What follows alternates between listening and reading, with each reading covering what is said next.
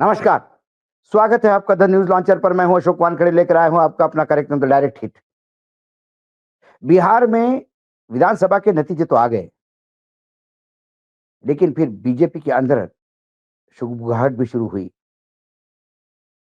Hit, counter hit आज दिन भर चलता रहा। आज डायरेक्ट हिट में उसी की चर्चा करेंगे। बीजेपी ने प्रधानमंत्री के लाडले और बीजेपी के आरा के सांसद आर के सिंह को पार्टी से निष्कासित कर दिया। वे प्रधानमंत्री के एक जमाने के खास बताए जाते हैं। आर के सिंह लंबे समय से बिहार की राजनीति में सक्रिय नहीं चल रहे थे। इस विधानसभा चुनाव में तो उन्हें कोई जिम्मेदारी भी नहीं दी गई थी। लंबे समय से वे आरोप लगा रहे थे कि आर आर के सिंह पार्टी गतिविधियों के खिलाफ, मतलब विरोध पार्टी के खिलाफ गतिविधियां कर रहे हैं। इस चुनाव के दौरान आर के सिंह द्वारा भाजपा नेताओं पर लगातार सवाल उठाते रहे। आर के सिंह ने सम्राट चौधरी को तानापुर से वोट न देने की अपील करने के लिए पार्टी असहज स्थिति में पैदा हो गई।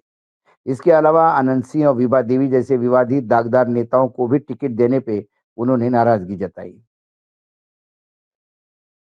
शाहबाद क्षेत्र में प्रधानमंत्री नरेंद्र मोदी की चुनाव रैली में भी आर के सिंह दिखाई नहीं दिए। चुनाव के समय पार्टी में किसी भी तरह से अंदरूनी कलह से बचने के लिए पार्टी चुप थी या सहन कर रही थी। लेकिन जैसे ही चुनाव के नतीजे सामने आए, भाजपा ने आर के सिंह के खिलाफ कड़ी कार्रवाई करते हुए 6 साल के लिए निष्कासित कर दिया। अभी तक आर के सिंह को जो लेटर गया है निष्कासन का, वो भी आप स्क्रीन पे देख सकते हैं। और उसके बाद आर के सिंह ने इस पे क्या रिएक्शन दी और जो नहले पे दहली वाली बात है, वो बात की। अब देखिए, ये भारतीय जनता पार्टी का पत्र है जो आप स्क्रीन पे देख रहे हैं। राजकुमार सिंह जी, पूर्व सांसद आरा, आपकी गतिविधियां पार्टी के विरोध में हैं। ये अनुशासनहीन के दायरे में आता है। पार्टी से इससे गंभीरता से लिया, इससे पार्टी को नुकसान हुआ है। अंत निर्देशानुसार आपको पार्टी से निलंबित करते हुए कारण पूछा किया जा रहा है कि आपको पार्टी से क्यों नहीं निष्कासित किया जाए। अंत पत्र की प्राप्ति के 1 सप्ताह के अंदर आप अपनी रणनीति स्पष्ट करें। उन्हें 6 साल के लिए निष्कासित भी किया अनुशासन अनुशासन के लिए। और आर के सिंह असहज तो थे। आर के सिंह एक राजपूत कम्युनिटी से आते हैं और वो लगातार एक तरह से अपना एक समय था उनका कि जो पार्टी पे उनका एक कब्ज़ा भी था एक वोट बैंक पे। लेकिन बाद धीरे-धीरे जो राजनीति चल रही है बीजेपी में, जो बीजेपी का पहला संगठन था और ख़ासकर यदि मैं कहूँ कि नरेंद्र मोदी के ख़ास सारे हाशिए पे लगाए जा चुके हैं। महाराष्ट्र में देवेंद्र फडणवीस की भी स्थिति बहुत दयनीय कर दी गई थी कि जब उन्हें उप मुख्यमंत्री बनाया गया था। वो इसीलिए था जिसको कट टू साइज़ कहते हैं। आज भी देवेंद्र फडणवीस मुख्यमंत्री ज़रूर महाराष्ट्र के हैं, लेकिन सरकार तो दिल्ली से चल रही है। और देवेंद्र फडणवीस को ये समझ में आ गया कि नरेंद्र के बाद देवेंद्र नहीं, बीच में अमित शाह भी है। तो ऐसे ही कुछ आर.के. सिंह के साथ भी हुआ। लेकिन इसका जवाब आर.के. सिंह ने दिया। वो जवाब सुनने लायक है और वो जवाब सुनने के बाद बीजेपी को साफ सूँघ गया है। बीजेपी उसको निष्कासित करने के लिए तुली हुई थी। इन्होंने तो पार्टी से ही इस्तीफा दे दिया, प्राथमिक जो सदस्यता थे उससे। आर.के. सिंह का जो पत्र है, वो भी आप स्क्रीन पे देख सकते हैं, हिंदी वाला। श्री अरविंद शर्मा प्रदेश मुख्यालय प्रभारी जिला भाजपा बिहार। कृपया अपने पत्र क्रमांक 726/25 दिनांक 15/11/2025 का निर्देश करें। आपने बताया नहीं है कि मेरी कौन-सी गतिविधियाँ पार्टी के विरोध में हैं। मैंने कहा कि आपराधिक पृष्ठभूमि के व्यक्तियों को टिकट नहीं दिया जाए। क्या यह पार्टी विरोधी है? अपराधी पृष्ठभूमि के लोगों को टिकट न देना तो राष्ट्रहित में है और न ही लोकहित में है, न ही पार्टी के हित में है। अब कुछ मंत्रियों पर भ्रष्टाचार तथा आपराधिक पृष्ठभूमि के होने पर आरोप एक पार्टी ने लगाया, तो इससे हमारी पार्टी की छबी धूमिल हो जाती है। अंततः मैंने कहा कि संबंधित व्यक्ति अपना स्पष्ट पक्ष करे ताकि पार्टी की छवि धूमिल न हो। यह पार्टी विरोधी कार्य नहीं है। यह प्रतीत होता है कि मेरे द्वारा आपराधिक पृष्ठभूमि तथा भ्रष्टाचार में लिप्त लोगों के विरुद्ध बयान देना कुछ लोगों को नागवार गुजरा है। मैंने पार्टी के प्राइमरी मेंबरशिप से अपना त्यागपत्र राष्ट्रीय अध्यक्ष को भेज दिया है। आरके सिंह। आरके सिंह ये वही है, ये ब्यूरोक्रेट है, ये गृह मंत्रालय में सचिव भी रहे हैं। ये वही शख्स है जिसको लालू यादव ने आडवाणी जी को गिरफ्तार करने के लिए ओएसडी बना के भेजा था, और इन्होंने उनको अरेस्ट भी किया था। एक ब्लू आइड बॉय थे नरेंद्र मोदी के, जो जिन्होंने उनको आरा से सांसद लड़वाया था, बाद में वो हार गए। कुल मिलाकर भाजपा ने जो आरके सिंह के ऊपर, क्योंकि अभी तो भाजपा पूरी नरेंद्र मोदी नहीं, अमित शाह चलाते हैं।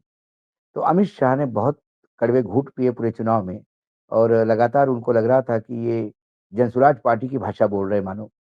उसके बाद आरके सिंह से भी उन्होंने किनारा कर दिया, आरके सिंह ने भी उनसे किनारा कर दिया। लेकिन जो सवाल आरके सिंह ने उठाए, वो आज पूरे देश में जो ओरिजिनल भाजपा है, या जो संघ के शाखाओं से जो लोग भाजपा से जुड़े हैं, या पुराने भाजपाई है जिन्होंने अटल बिहारी आडवाणी जी का समय देखा, उनके सबके लिए आज यही अहम सवाल है कि क्या भाजपा की स्थिति इतनी बुरी हो गई है कि भ्रष्टाचार ये अब यूएसपी हो गया है, व्यभिचार ये अब यूएसपी हो गया है। ये बिहार की बात नहीं, ये आरके सिंह की बात नहीं।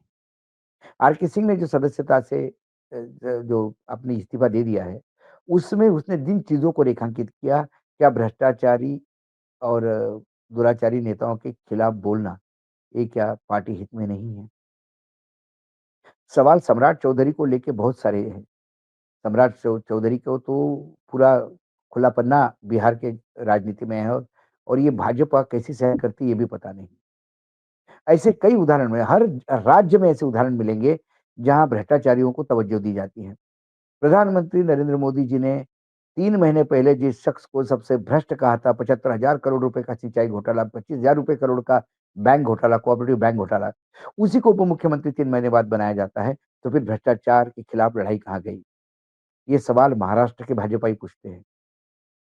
छत्तीसगढ़ में एक डिप्टी उप मुख्यमंत्री साहब, वो अपने भांजे की 13वीं पीडब्ल्यूडी से खर्चे से करते हैं, और उनके भांजे के 13वीं का खर्चा करीब-करीब 58 लाख रुपए के आसपास सरकार को वहन करना पड़ता है, और वो मंत्री बने हैं, उप मुख्यमंत्री बने हैं। और ऐसे मंत्री, ऐसे नेता भी हैं बीजेपी में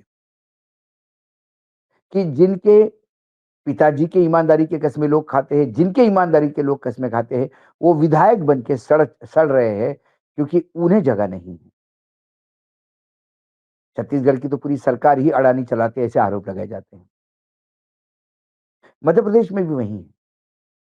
भ्रष्टाचार में लिप्त लोग सत्ता का सुख उपभोग रहे हैं। मुख्यमंत्री स्वयं पर भयावह आरोप लगे हैं, पूरे परिवार पे आरोप लगे हैं। उनके बड़े भाई नारायण, नारायण टैक्स पूरा मालवा में फेमस है, लेकिन वो उप मुख्यमंत्री बने हैं। तो जो भाजपा परिवार है, जो कई पीढ़ी दर पीढ़ी भाजपा के लिए काम करती आ रही जनसंघ से, उनके सबके लिए ये बहुत बड़ी चीज़ है कि क्या भ्रष्टाचारी होना ही मंत्री पद मिलता है? क्या भ्रष्टाचारियों को ही टिकट दिया जाता है? लेकिन फिर आरोप की बात करें तो स्वयं गृह मंत्री पे जो चाहे वो आरोप लगे थे। उत्तर प्रदेश के मुख्यमंत्री ने तो मुख्यमंत्री बनने के बाद अपने खिलाफ सारे केस खुद ही निरस्त कर दिए, और वो पाक साफ हो गए। एक गृह राज्य मंत्री थे अमित शाह के अंडर, टेनी महाराज, उनके ऊपर कितने केसेस थे। ये बात अलग है कि इस बार जगह ही नहीं मिली उनको। नारायण राणे के खिलाफ इसी भाजपा ने, नारायण राणे के खिलाफ इसी महाराष्ट्र के सदन में भ्रष्टाचार के कागज पूरा दिन भर सभापति के सामने फेंकते रहे देवेंद्र फडणवीस। उन्हीं को केंद्र में कैबिनेट में मंत्री बनाया गया। तो कम से कम आरके सिंह के पत्र का जवाब तो नहीं दे पाएंगे, क्योंकि अब भाजपा में भ्रष्टाचार और दुराचार अच्छे माने जाते हैं। इन्होंने आरके सिंह के को पार्टी से 6 साल के लिए निष्कासित करके उनको हिट करने का प्रयास किया। आरके सिंह ने पूरी दुगनी ताकत से पार्टी के पूरे कैरेक्टर को हिट किया।